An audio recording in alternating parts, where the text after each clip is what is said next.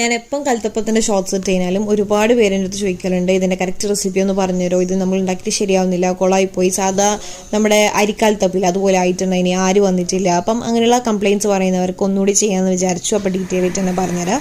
നമ്മൾ സാധാരണ ചായ കുടിക്കുന്ന ഒരു ഗ്ലാസ് മാത്രം മതി കേട്ടോ ഇതിന് വേണ്ടിയിട്ട്. അപ്പോൾ ഒരു ഗ്ലാസ് പച്ചരി ഒരു 3-4 മണിക്കൂർ കഴുകിയിട്ട് കുതിർത്ത് വെക്കുക. ഇനി നമ്മൾ അരക്കാൻ നേരത്ത് ആ ഒരു സെയിം ഗ്ലാസ്സിൽ തന്നെ വെള്ളം എടുക്കുക. അതായത് ഒരു ഗ്ലാസ് വെള്ളം, ഒരു ഗ്ലാസ് പച്ചരിക്ക് 1 ഗ്ലാസ് വെള്ളമാണ് അരക്കാൻ യൂസ് ചെയ്യേണ്ടത്. എന്നിട്ട് ഇതിലേക്ക് ഒരു 3 സ്പൂൺ ചോറും 2 ഏലക്കയും 1/4 സ്പൂൺ ജീരകവും 1 നുള്ളു ഉപ്പും ചേർത്തിട്ട് നന്നായിട്ട് ഫൈൻ പേസ്റ്റ് ആയിട്ട് അരച്ചെടുക്കുക. ഇതിന് വേറെ വെള്ളം ചേർക്കരുത്.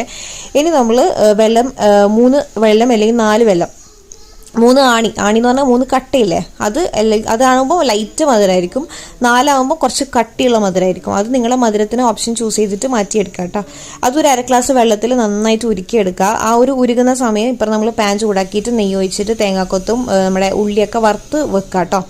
ഇനി നമ്മൾ വെള്ളം ഉരുകിയാൽ ആ ചൂടോടെ തന്നെ നമ്മൾ അരിച്ചിട്ട് ഈ മാവിലേക്ക് ഒഴിച്ചിട്ട് നന്നായിട്ട് പെട്ടെന്ന് മിക്സ് ആക്കി എടുക്കുക. എന്നിട്ട് അതിലേക്ക് 1 സ്പൂണ് ബേക്കിംഗ് സോഡയും കൂടി ചേർത്ത് പെട്ടെന്ന് മിക്സ് ചെയ്തിട്ട് ഹൈ ഫ്ലെയിമിൽ വെച്ചിട്ട് നമ്മൾ ഇതിൽ ഒഴിച്ചു കൊടുക്കുക. എന്നിട്ട് ഇങ്ങനെ പൊക്കള ഇങ്ങനെ വരൂലേ, ആ ഒരു സൗണ്ട് വരൂലേ, അത് വന്നു കഴിഞ്ഞാൽ ഫ്ലെയിം കുറച്ചിട്ട് അടച്ചു വെച്ചിട്ട് ഒരു 10-15 മിനിറ്റ് ഒന്ന് കുക്ക് ചെയ്തെടുത്താൽ അടിപൊളിയായിട്ട് സോഫ്റ്റ് ആയിട്ടുള്ള ആരോട് കൂടിയിട്ടുള്ള കൽത്തപ്പം നമുക്ക് കിട്ടും.